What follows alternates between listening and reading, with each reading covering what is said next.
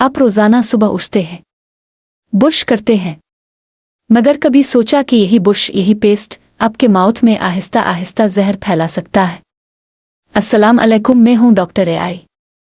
आज बात करेंगे एक ऐसे रोज़मर्रा अमल की जो शायद हमें साफ तो रखता है मगर अंदरूनी तौर पर नुकसान भी पहुंचा रहा है, टूथपेस्ट के केमिकल्स और माउथ कैंसर के मुमकिना ताल्लुक पर। कुछ टूथपेस्ट्स में ऐसे केमिकल्स शामिल हैं जो माउथ की नरम झिल्ली को जख्मी कर देते हैं, खास तौर पर वो पेस्ट जिनमें सोडियम सल्फेट, SLS, आर्टिफिशियल वाइटनर्स होते हैं। ये जल्दी खलियों को इरिटेट करते हैं, सोजिश पैदा करते हैं और अगर मुसलसल इस्तेमाल हों तो वक्त के साथ सेल्स की रिपेयर की सलाहियत कम हो जाती है।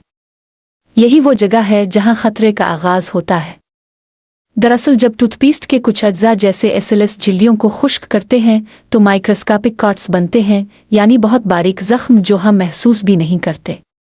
उन जख्मों से केमिकल्स अंदर जाकर DNA लेवल पर खलियों को डिस्टर्ब कर सकते हैं, जो एंटीबैक्टीरियल एजेंट के तौर पर कई टूथपेस्ट में शामिल था, अब कई ममालिक में बंद किया जा चुका है क्योंकि इसने हार्मोन इम्बैलेंस और सेल म्यूटेशन जैसे असरात दिखाए।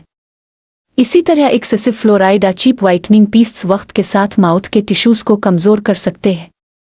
यानी अगरचे हर टूथपेस्ट नुकसानदेह नहीं, मगर कुछ अज्जा वक्त के साथ खतरा बढ़ा सकते हैं और ये खतरा नज़र आने में बरसों लगा देता है। Natural solutions. अब सवाल ये है, क्या किया जाए? सबसे पहले अपने टूथपेस्ट के इंग्रेडिएंट्स लाजमी पढ़ें। अगर इस पर SLS फ्री लिखा है तो वो बेहतर इंतखाब है। फ्लोराइड की बैलेंस्ड मिकदार वाला टूथपेस्ट इस्तेमाल करें, ज़्यादा नहीं कम भी नहीं। माउथवॉश से परहेज़ करें, बल्कि नमक वाले नीम गर्म पानी से कुल्ली बेहतर है। ब्रशिंग के बाद हमेशा अच्छी तरह मुंह धोएं ताकि केमिकल बाकी ना रहे। अगर आपके मुंह में अक्सर जलना, छाले या सोजिश रहती है तो डेंटिस्ट से ज़रूर मशवरा लें, ये बॉडी का वार्निंग साइन हो सकता है। और अगर चाहें तो हर्बल टूथपेस्ट जैसे ऑप्शंस भी आजमा सकते हैं, ये कुदरती और महफूज है। तो याद रखें, दांत साफ करना ज़रूरी है मगर अंधा एतमाद नहीं। एक छोटी सी बेएहतियाती बरसों बाद बड़ी बीमारी में बदल सकती है। क्या आपने कभी टूथपेस्ट के लेबल पर नज़र डाली है? अगर नहीं तो आज ही देखें और अपने मुंह की हिफाजत अपनी जिम्मेदारी समझें।